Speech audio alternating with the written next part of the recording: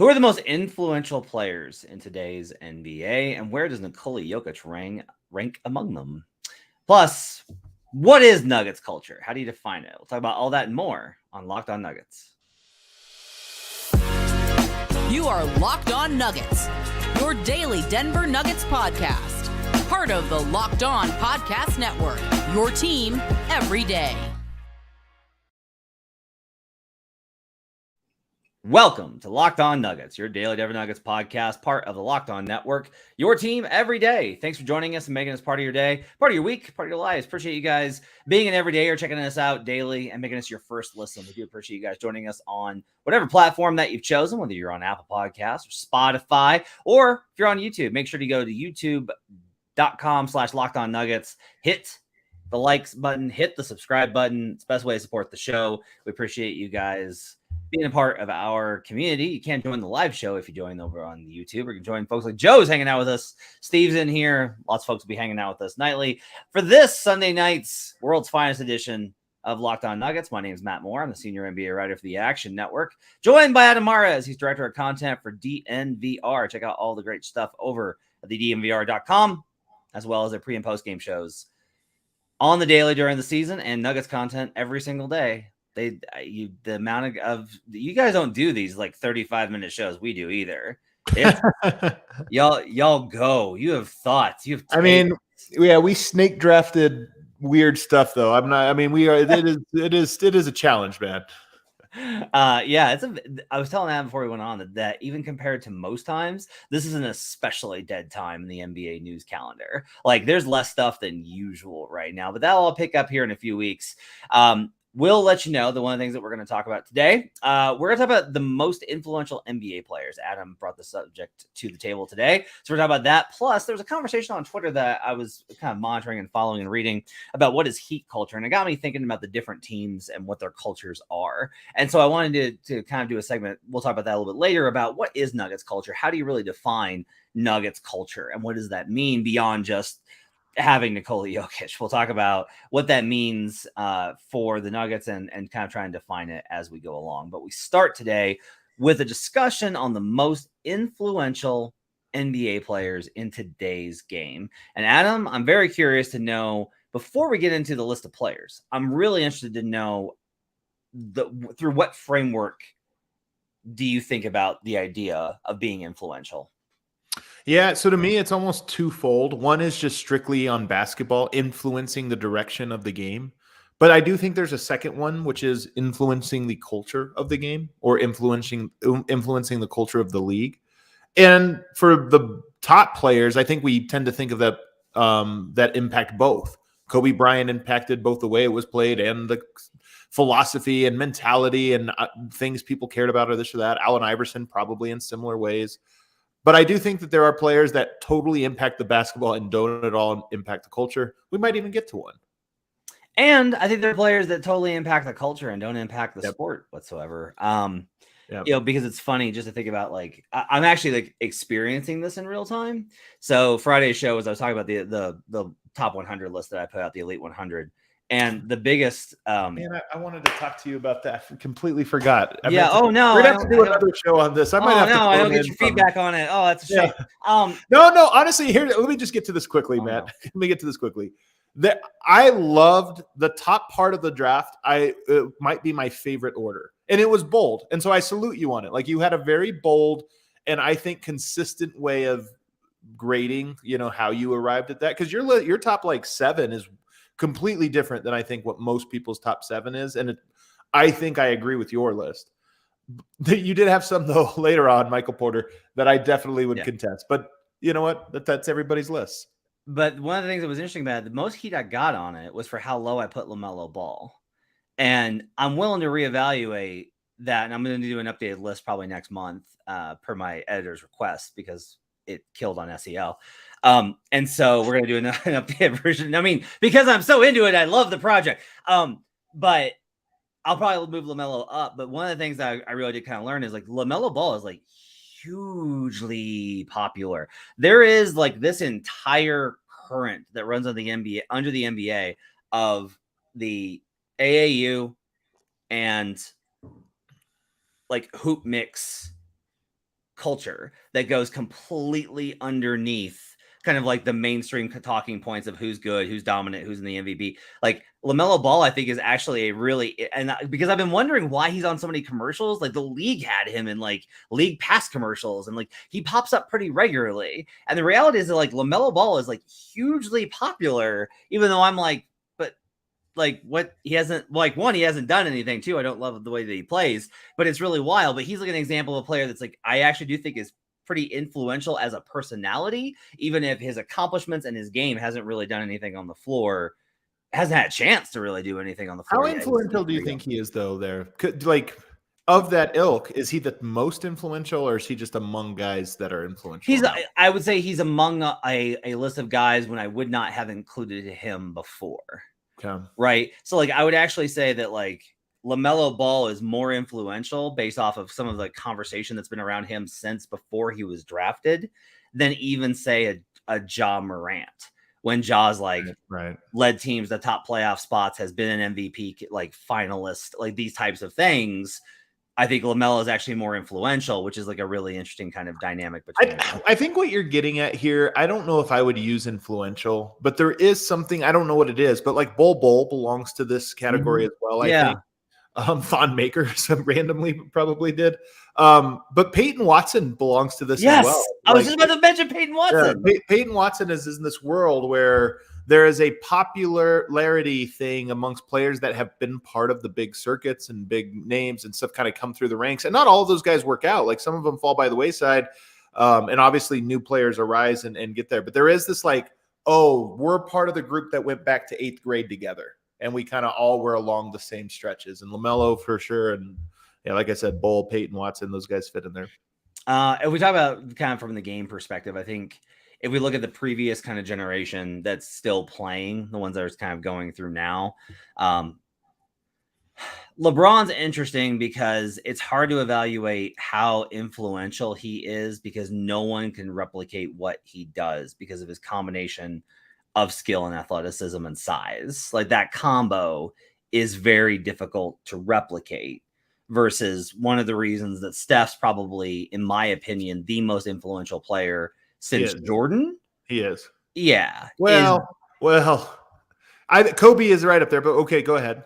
Is the fact that everyone really does like the fact that they're like, oh, I could do that. Like he's not like super athletic. He's not 6'8", 280. Like he's just, or 250. Like he's just a guy that shoots well. And there's a little bit of like, well, I could do that, which you can't. You absolutely cannot. But people like tend to like buy into that kind of concept, and the relatability of Steph's game, I think, is part of how influential, as well as just the overall impact of how he shaped how people think and approach offenses, particularly from deep.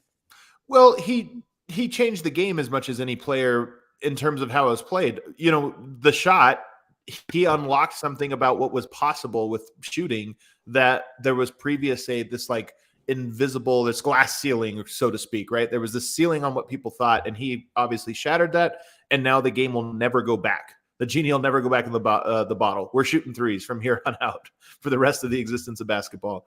So to me, he is the most influential player. And then also culturally, the things that you're talking about when you go, I mean, you went to Cavs games, you went to Heat games, you went to Lakers games now.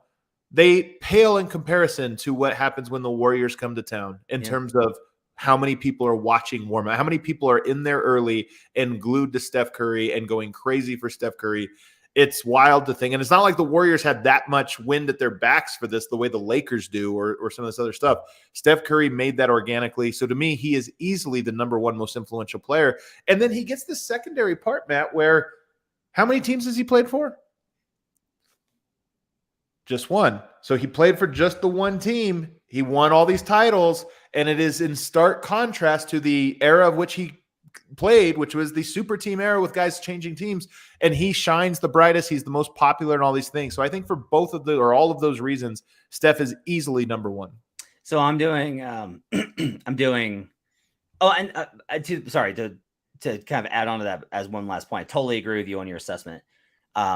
His personality, I think, is part of it too. Yeah, totally. He's funny without being acerbic.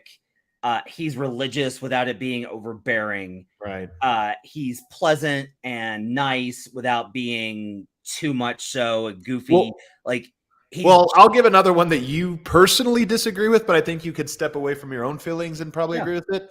He's cocky without being too cocky. Like, no, he's I totally agree. Totally cocky, but it's like inoffensive. Yes. Like, that's a great way to put it. It offends you. He is inoffensively cocky. Yeah. No, and I would actually say, like, I've tried to explain this. I have like 5 great all-star memories of interviews, like 5 total, and all the times that I've gone and all the times I've talked to people, I only have 5 like really good ones. And one of them Steph, because I am like before he was Steph. Right. And there weren't that many people around. And it was like, I walked away from being like, oh, I get it now. Like, I get why everybody loves Steph. Like, I get it now. I think like all of like my criticism, my thoughts on him don't really matter. So like, I think that his personality like makes him perfect for the role that he's in. It's like, it's very difficult. Like, you can't be offended by Steph Curry. You can't be offended by Steph. And that I think is like part of the dynamic. And it's different from all the other players that came before, as well as he was better than all the other guys that would have been slided into that role.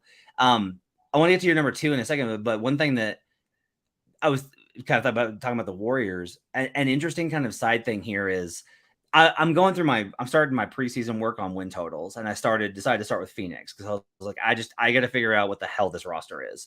And so I'm looking at KD's season last year, and I'm just like marveling at all like how good Kevin Durant is. And he wasn't good in that playoff series for sure. Aaron did a great work on him. He struggled in that one and the last one. But like, Kevin Durant is still such an incredible basketball player.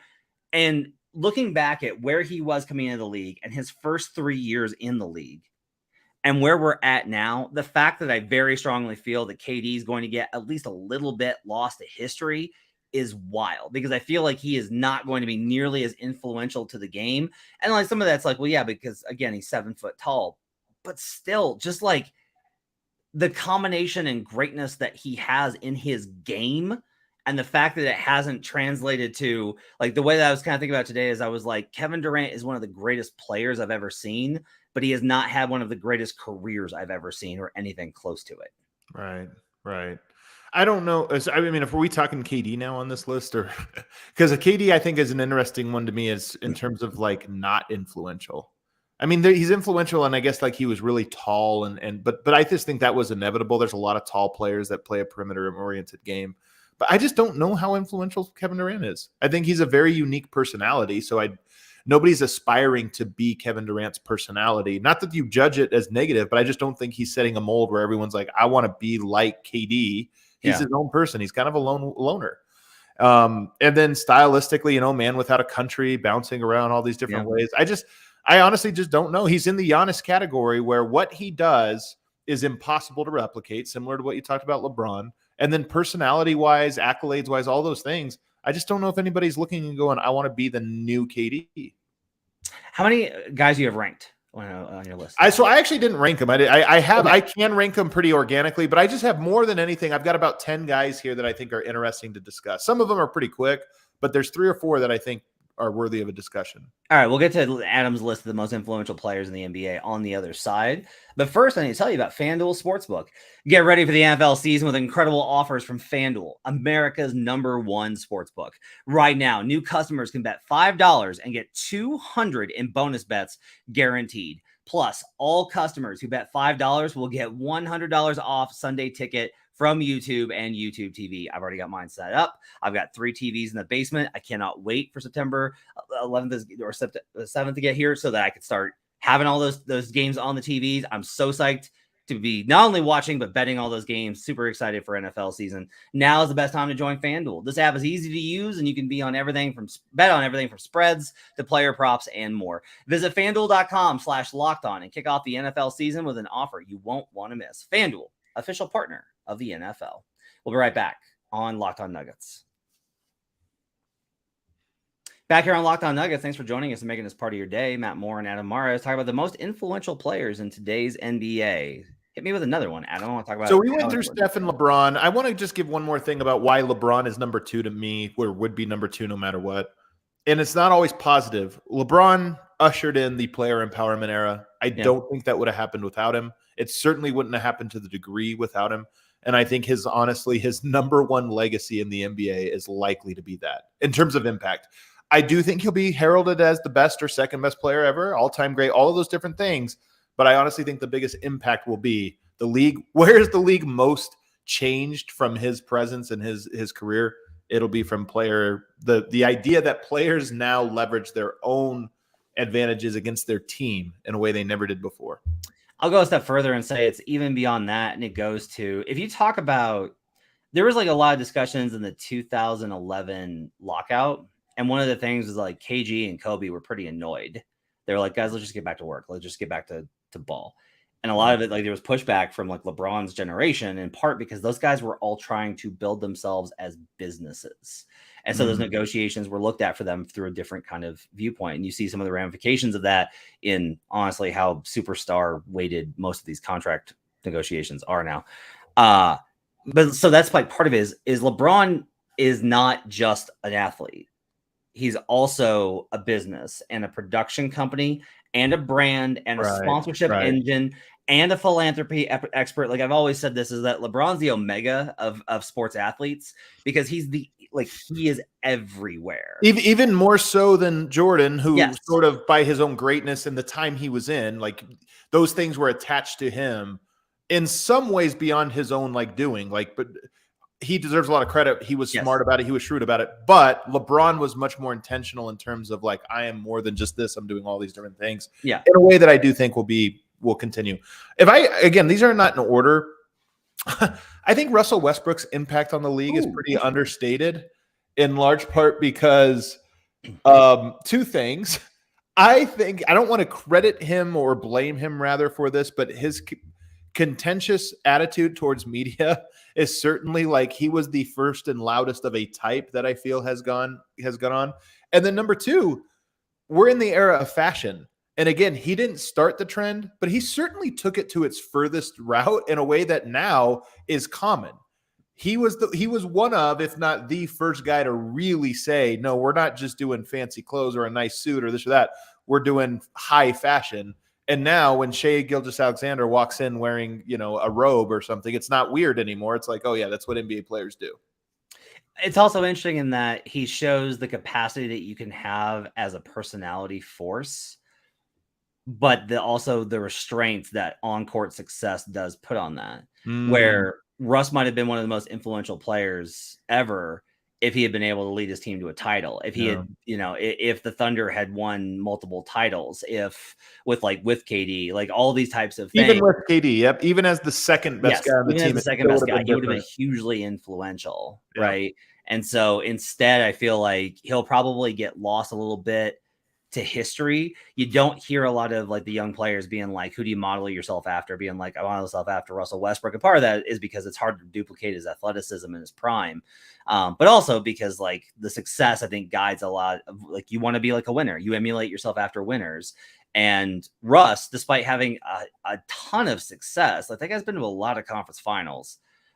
Despite that, he's not looked at as such. And so his force of, and this is kind of the story of Russ, is that he tried for his force of will to be more powerful than everything. He tried to conquer his universe, business, life, sport, games, seasons, the league with sheer force of will.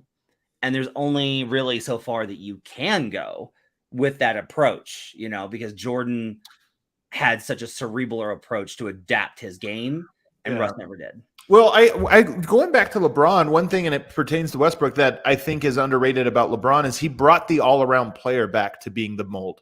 Because the Jordan Kobe era was, the score. All the assisting and rebounding and stuff, those things are important, but the scorer is the guy, and then the sidekick does all the stuff. LeBron made it popular again for the best player to be the all-around guy, and now you have Lukas and Westbrooks and Hardens and Jokic's and all these guys that are more in that mold.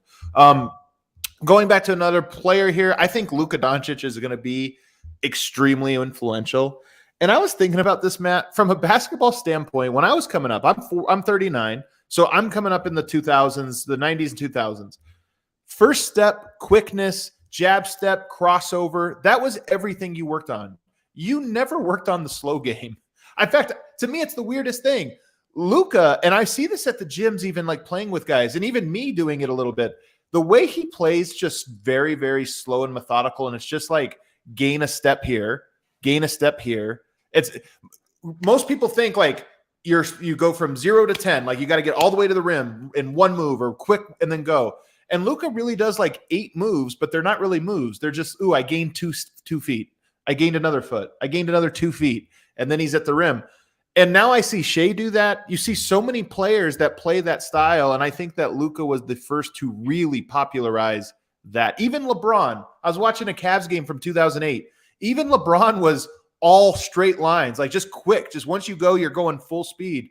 Now he's a little bit more herky-jerky like Luka, but at that time he wasn't. I think Luka's influence there is underrated to what's already happened to the NBA. Iguodala said this to me in the season he spent with the Nuggets. Not in the big interview I did, but in another one that I did later.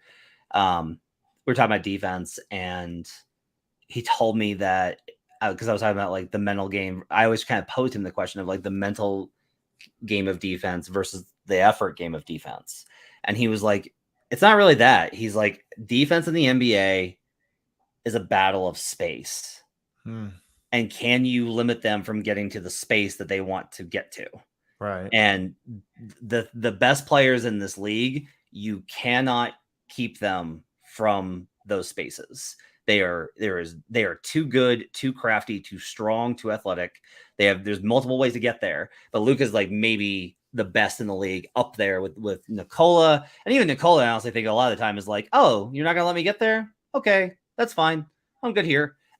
He's better than Jokic at that specific skill. Jokic's just bigger. I mean, yeah. And so like his ability to manipulate space is absolutely incredible. And yeah, like, you know, he's definitely a player. I think that, you know, you saw it, like he's re-signed with Jordan Brand on an extension. So he's going to be like their next signature athlete. And they're really looking for somebody to carry that brand forward. And shoes are a huge part of the NBA culture. And so I think that there's a good chance that like Luka is going to guide that to a certain degree. And I do think his game will get replicated a lot. Like when he wins a title, which I think he will at some point, I absolutely do think that like Luka is going to be one of the, like, he's going to be, his winning a title will be magnitudes greater than most players winning a title as the best player on a team. By the way, if you're talking shoes, KD has a big influence there as he has some of the better shoes. Kyrie is also influential in that way, and that Kyrie has some of the best shoes of this era. Yep. Just to name a couple more real quick. I think that Draymond clearly just in the ability to play small, you know, he's the best at it, but I do think that we see the rest of the league trying to find, I mean, PJ Tucker is a child of Draymond in some ways, like just this idea of, hey, small and stocky, if you can do all the other stuff, can play. I'll say this. I think Draymond influences teams. I don't think he influences players or fans. Dallas just made a big move to get Grant Williams, and they're like, it's our Draymond. We got a Draymond there. So yeah, I do think that there's a mold there. I think that Damian Lillard might be influential as well in the opposite way. He is the guy that stayed loyal and might end up getting screwed by it. So I do wonder if there's like a counter to some of this. And then lastly, Paul George, really good player. It's weird how many people say he's the best player of all time. Like that was the thing this summer where like a half dozen current NBA players said he's the greatest player of all time, which is really bizarre. But I think more because him and Draymond both helped popularize the Player podcast in a way that obviously there's a lot of people doing it, even Pat Beverly. But Paul George's rise as this like, and Draymond Green with the new media, those guys seem to be the ones that we're going to have 1 million player podcasts here in about 3 years, I think. And they'll be to blame or credit for that. That's interesting. I want to say that like, look, I've made it pretty clear I'm not a fan of this individual, but like Kyrie Irving is and will be extremely highly, unbelievably influential. Yeah. There's a lot of people that like, they like his whole thing. They like his whole approach. They like wrongfully persecuted. Like, he's kind of a hero. Like, yes, he is very much like not even an anti-hero because he definitely wants to be a hero, but like he's very much like a rebel and against power structures, and like a lot of those power structures, like admittedly, are very corrosive, anti-media, anti-owner, normative norms of any kind. Disruptor. People are always kind of drawn to disruptors. When you do that with a great handle, an absolutely sick finishing ability, great 3-point shooting, and some of the best shoes on the market, you're going to be hugely influential. And I think he's definitely going to be there. I think it's very. So I was talking to my wife today. This is great that we're having this conversation because I was talking to her earlier. Like you don't have Giannis on the list, and I'm not sure he might end up being there eventually, but I just wonder if right now he is. So here's the reason I would say he is. He is now in a level of popular awareness that a lot of the players that we've talked about aren't. Where Giannis had a best-selling book written about him. He had a Disney Plus show written about him. He's on a ton of advertisements. He appears in lots of cultural instances where he has it's like, oh, NBA superstar Giannis. There's very few guys that get to that level where they're sought out for media appearances, and Giannis is at that level. And so to me, there's and I think honestly, we're not even we're not aware that it's happened. Whereas in 2 years, I think we're gonna be like, oh yeah, he's this monster name. Game wise, I kind of agree with you where it's just I don't know how anybody's gonna duplicate what he does. Or I even think culturally though, man, to be honest with you, I just don't know what it is that players are going to copy of him. Even that stuff you're saying, I don't know. But do we want to get to Jokic now or on the other side and tie it into the Nuggets culture thing? Yeah. I think Jokic is honestly, if I was making this list seriously, ranking them, I think Jokic might be in my top 5. And I know that sounds a little crazy, but I honestly think the basketball, he might be second only to Steph in terms of what translates for the next generations to copy. That's a great idea to talk about. We'll do that on the other side when we return on Locked On Nuggets. Back here on Locked On Nuggets. Thanks for joining us and making this part of your day. Hope your week's getting off to a great start if you're listening to this on Monday. This week, programming note, TBD on which one of us will be with you on Wednesday, and then another show on Friday, as well as we continue our off-season segments.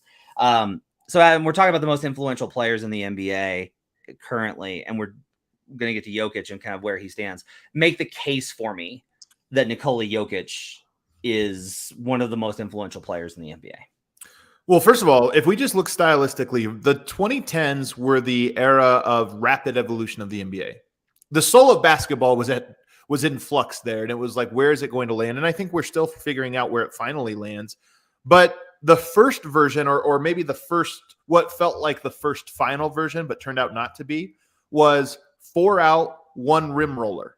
And the mold for the big was rim protecting, roller, and that's all you need. And nobody was doing stuff at the skill level. You had Joakim Noah, you've had Brad Miller, you had Vlade Divac. There were people that played the elbow game, a little bit of handoffs, but really operating from the elbow. And the idea is you're drawing the defensive big away from the rim. But nobody came close to doing it to the degree and the way that Jokic did it. The gap there is as big of a gap to me as Mahmoud to Steph Curry. Was Mahmoud shooting threes and off the dribble and playing? Yes. Was he doing it as impactful and to the level that Steph was? Not even close. I think it's the same for all these great players, Joakim Noah and Brad Miller, all those guys. The same though to Jokic, to where it's no, this is so drastically different that if you just look at the bigs that have come into the league or who are succeeding in the league, they are all copying Jokic stylistically more than just about any other big in the NBA, and really than any other big of the last 15, 20 years.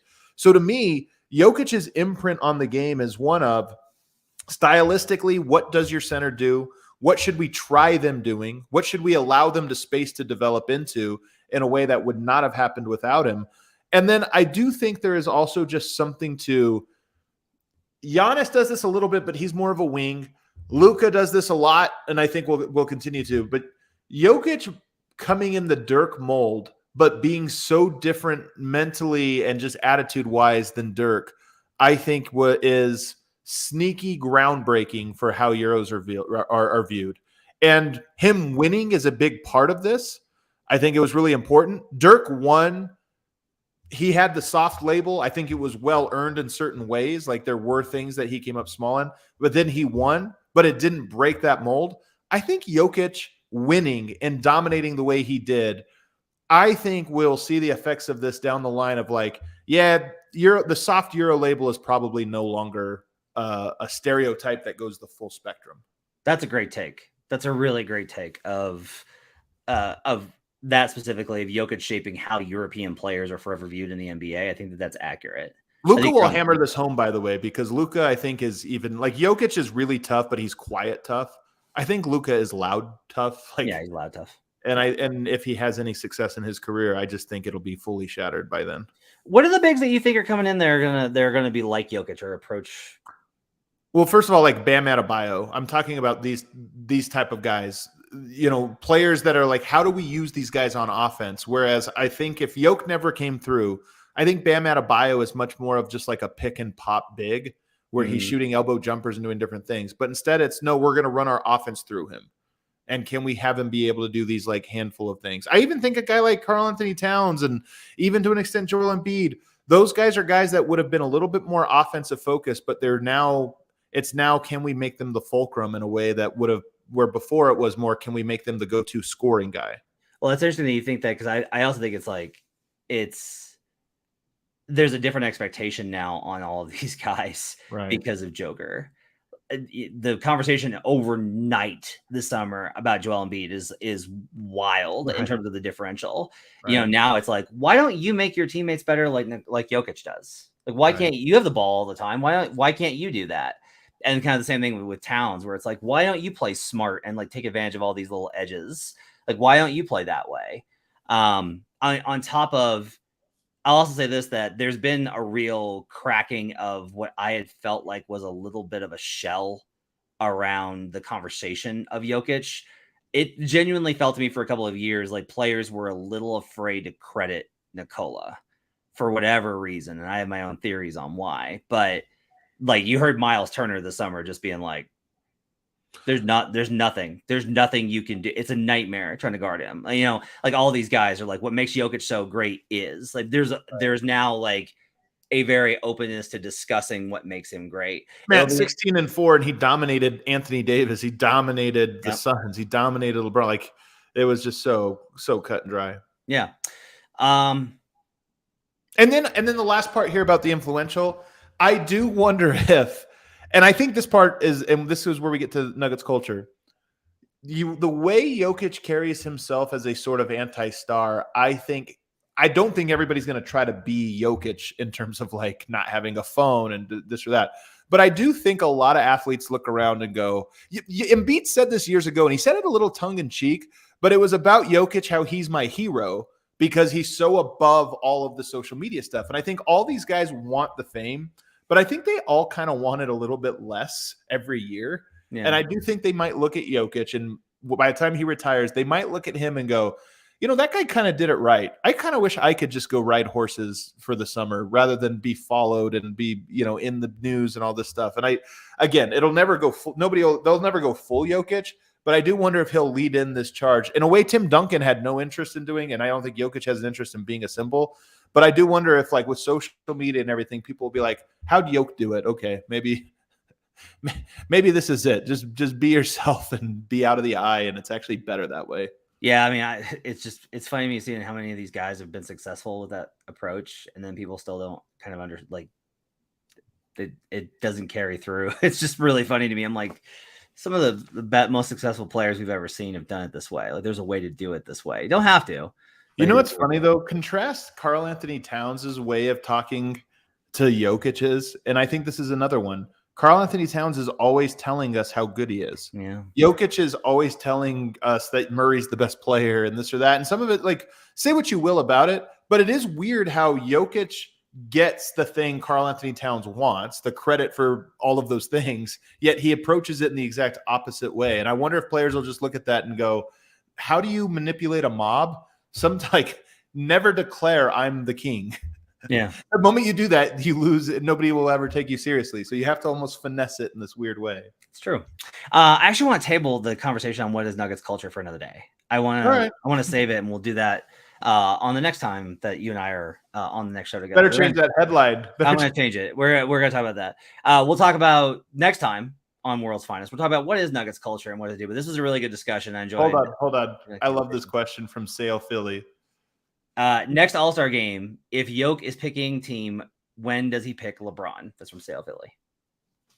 I love this idea of Jokic being the guy that picks the team next year and LeBron having to sit in the chair and wait. But come on, Matt. What happened with Matt Ishbia? They get in a little tussle, makes the 48-hour news cycle, and then Jokic completely disarms him with the like, hey, man, whatever. It's just Jokic's way. He always seems to find – he'd probably pick LeBron first. Just like – yeah, he would. He'd be like, it's LeBron James. Why would I not do this? He's really good. Yeah.